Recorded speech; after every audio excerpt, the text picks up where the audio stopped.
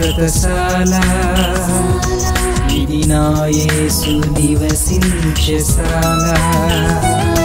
దేవునికి స్తోత్రములు కలుగును గాక, దేవునికి మహిమ కలుగును గాక. సర్వశక్తిమంతుడైనటువంటి దేవాతి దేవుని యొక్క కృప కాపుదల సర్వ సమృద్ధిగా మనందరికీ సర్వాధికారి అనుగ్రహించి ఆయన మేలుల చేత మనల్ని తృప్తిపరచును గాక.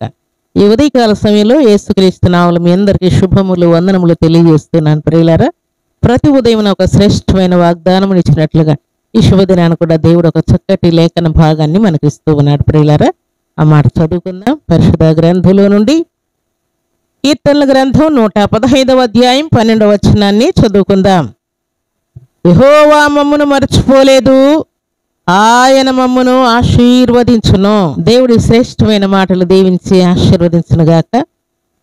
సర్వశక్తిమంతుడైనటువంటి దేవాతి దేవుని సన్నిధిలో మనం ప్రార్థించినప్పుడు, స్తుతించినప్పుడు, పాడినప్పుడు, కీర్తించినప్పుడు, దేవునికి స్తుతియాగములు మనం అర్పించినప్పుడు చాలాసార్లు ఇలాంటి ఆలోచనలు ఇక్కడ ఉన్నటువంటి ప్రజలకు వచ్చినట్టుగా మనకు కూడా వస్తూ ఉంటాయి. వారు అనుకుంటున్నారంట, దేవుడు మమ్మల్ని మర్చిపోయాడేమో, విడిచిపెట్టాడేమో, దేవుడు మమ్మల్ని శిక్షిస్తున్నాడేమో, రోగాలకు అప్పగించాడేమో, అపవాదికి అప్పగించాడేమో, శత్రువులకు అప్పగించాడేమో అని వారు చాలా టెన్షన్ పడ్డారంట.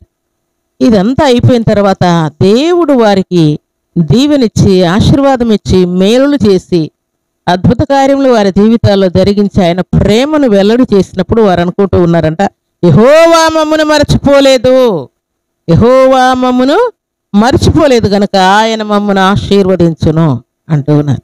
దేవునికి స్తోత్రములు కలుగునుగా. దేవుడు ఇచ్చినటువంటి మాట ప్రకారం నిజముగా మన దేవుడు మనల్ని మర్చిపోయే దేవుడు కాదు ప్రియులారా. అందుకే దేవుడు ఈ మాటకు ఏమని అంటూ ఉంటాడంటే, తల్లి అయిన మరచనేము కానీ నేను నిన్ను మరువను అంటాడు. పెళ్లి కుమార్తె వడ్డానము ఒకవేళ మర్చిపోతుందేమో కానీ నేను నిన్ను మరువను. ఎలాగ మరువనంటే, తూర్పు పడమర ఉత్తర దక్షిణ దిశలకు మీరు వ్యాపించినా కూడా అక్కడ కూడా నా కృప మిమ్మల్ని వెంటాడుతూ ఉంటుంది. మీ పాపాలు కూడా నేను ఎంత దూరం చేస్తానని దేవుడు అంటూ ఉన్నాయంటే, తూర్పుకు పడమటికి ఎంత ఎడమున్నదో, భూమికి ఆకాశమునకు ఎంత ఎడమున్నదో, మీరు చేసినటువంటి పాపాలను కూడా అంత ఎడముగా చేసి నా కృప మీకు సమృద్ధిగా ఇస్తానని దేవుడు మాట్లాడుతున్నాడు. అందుకే భక్తుడైనటువంటి యోసేపు దేవుని సన్నిధిలో ప్రార్థన చేస్తూ ఏమని ప్రార్థన చేస్తా అంటే, నా దేవుడు నా కలుగు చేసినటువంటి బాధలన్నిటినీ నేను మర్చిపోనట్లుగా నాకు మనుష్య ఎఫ్రాయిములనిచ్చి నా తండ్రి ఇంటి వారిని మర్చిపోయేటట్టుగా చేశాడు అంటాడు. దేవునికి స్తోత్రములు కలుగునుగాక. యోసేపు ఐగుప్తు దేశంలో ఒంటరిగా ఉన్నప్పుడు పదే పదే తల్లి, తండ్రి, అన్నదమ్ములు, అక్కచెల్లెళ్ళు ఆయన జ్ఞాపకం వస్తూ ఉంటే, తన ప్రాంతము జ్ఞాపకం వస్తూ ఉంటే, తన దేశము జ్ఞాపకం వస్తూ ఉంటే, తన ప్రజలు జ్ఞాపకం వస్తూ ఉంటే చాలా చాలా దుఃఖపడేవాడంట ప్రియులారా. అయితే నా దేవుడు నన్ను మర్చిపోకుండా నా ఇంటి వారిని మర్చిపోయేటంత సంతోషాన్ని ఇచ్చి మనుష్య ఎఫ్రాయిములను నాకు ఇచ్చాడని దేవుణ్ణి స్తుతిస్తాడు ప్రియులారా. దేవుని సన్నిధిలో చేరినటువంటి మనందరి జీవితాల్లో దేవుడు మర్చిపోయాడని ఒకవేళ నువ్వు కూడా అనుకుంటూ ఉన్నావేమో. దేవుడు మనల్ని ఎన్నడూ కూడా మర్చిపోడు ప్రియులారా. ఎన్నడూ కూడా మీ పాపాలను కూడా నేను జ్ఞాపకం చేసుకోనని కూడా దేవుడు అంటాడు ప్రియులారా. అందుకే పరిశుద్ధ గ్రంథంలో మత్తయి సువార్త 6వ అధ్యాయం 32-33 వచనాలు చదువుకుంటే, ఇవన్నీ నీకు కావాలనని నీ పరలోకపు తండ్రికి తెలియను, కాబట్టి మీరు ఆయన రాజ్యమును నీతిని మొదట మీరు వెతకండి, అప్పుడు మీకు అవన్నీ ఏమేం కావాలో అవన్నీ మీకు అనుగ్రహించబడును అని కూడా అంటూ ఉన్నాడు ప్రియులారా. దేవుని యొక్క ప్రేమ అంతగా ఉన్నది ప్రియులారా. ఈ ప్రేమ తల్లి నుండి, తండ్రి నుండి, అన్నదమ్ముల నుండి, అక్కచెల్లెల నుండి, లేక అమౌంట్ను బట్టి వచ్చినటువంటి ప్రేమ కాదు ప్రియులారా. దేవుని యొక్క ప్రేమ చాలా ఉన్నతమైనది ప్రియులారా. నీ భర్త చూపలేడు, నీ భార్య చూపలేడు, నీ తల్లి, నీ తండ్రి నీ పట్ల ప్రేమ చూపించకపోవచ్చు, నీ ఫ్రెండ్స్ కూడా, నీ బంధువులు కూడా, నీ రక్త సంబంధికులు కూడా చూపించకపోవచ్చు, కానీ మన దేవుడు మాత్రం ఆయన కృపను మనకు మెండుగా చూపిస్తూ ఉన్నాడు.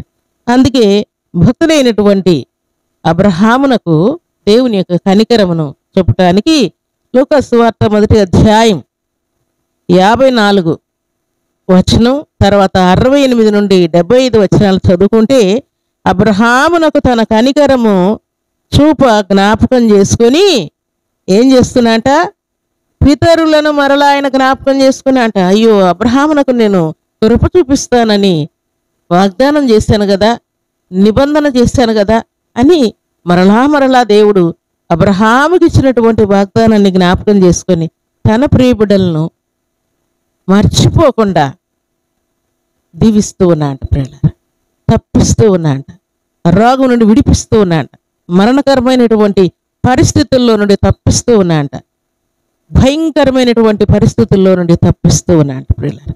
దేవునికి స్తోత్రములు కలుగునుగాక. ఈ ఉదయకాల సమయంలో మన జీవితాల్లో కూడా దేవుడు మర్చిపోయాడు, దేవుడు నన్ను విడిచిపెట్టాడు, దేవునికి నా మీద ప్రేమ లేదు, దేవుడు నన్ను పట్టించుకోవట్లేదని ఒకవేళ నువ్వు ఫీల్ అవుతూ ఉన్నావేమో.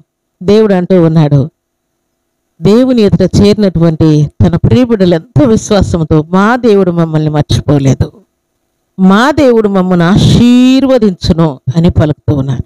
దేవుని సన్నిధిలో చేరిన మనందరి జీవితాల్లో కూడా దేవుడు మర్చిపోలేదు గనుకనే సజీవంగా ఉన్నాం ప్రియులారా.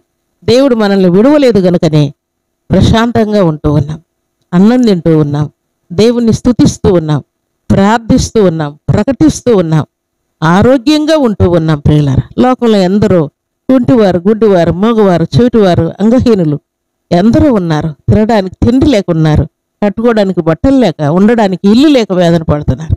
వారంతా దేవుడు మమ్మల్ని మర్చిపోయాడని అనుకోవాలి ప్రియులారా. అన్ని పరిస్థితులు మనకు అనుకూలంగా ఉన్నా కూడా దేవుడు నన్ను విడిచిపెట్టాడేమో, దేవుడు నాకు ఆయన ఆశీర్వాదాన్ని దూరం చేశాడేమో, ఆయన నన్ను ప్రేమించట్లేదేమో అని మనం అనుకుంటే ఏమి లేని వారి పరిస్థితి ఏంటి ప్రియులారా?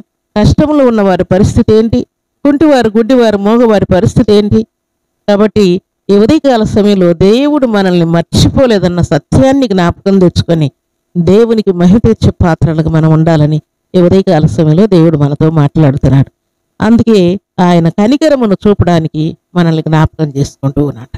అయ్యో నా పిల్లలకు నేను మాట ఇచ్చాను కదా, అయ్యో నా పిల్లలకు నేను వాగ్దానం ఇచ్చాను కదా, అయ్యో నా పిల్లలతో నేను నిబంధన చేశాను కదా. దేవుని సన్నిధానంలో చేరిన మనందరి జీవితాల్లో దేవుడు మనల్ని మర్చిపోలేదన్న సత్యాన్ని జ్ఞాపకం తెచ్చుకొని, మర్చిపోలేదు కనుకనే నీ విద్యా బుద్ధుల్లో దేవుడు సహాయం చేయబోతూ ఉన్నాడు, మర్చిపోలేదు కనుకనే ఎగ్జామ్లో కృపనివ్వబోతూ ఉన్నాడు, మర్చిపోలేదు కనుకనే జాబ్ విషయంలో, ప్రమోషన్లో, వివాహం, సంతానం, బిజినెస్లో, ఆరోగ్య విషయంలో, ఆత్మీయ జీవితంలో అన్ని విషయంలో దేవుడు నిన్ను మర్చిపోలేదని జ్ఞాపకం తెచ్చుకున్నట్లుగా గొప్ప ఆశీర్వాదాన్ని, ఘనతను, కీర్తిని దేవుడు ఇవ్వబోతున్నాడు.